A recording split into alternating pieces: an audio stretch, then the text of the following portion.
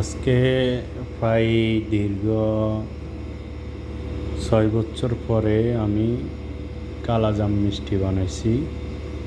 দেখলাম আর কি, ভুলে গেছি না এখনও জানি। আলহামদুলিল্লাহ বানাইছি, অনেক সুন্দর হয়েছে মিষ্টিগুলা।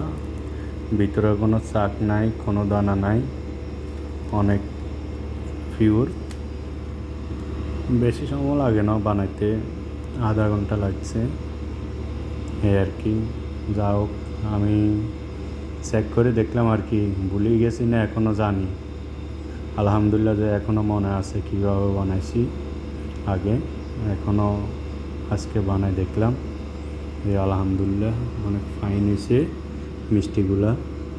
তো কার কার কাছে ভালো লাগছে আমার মিষ্টিগুলা সবাই কমেন্ট করে জানাবেন প্লিজ। আর কারো যদি শিখার আগ্রহ থাকে তাহলে কমেন্টে জানাবেন, আমি পুরা ভিডিওটা দিব কিভাবে মিষ্টিগুলা বানাই।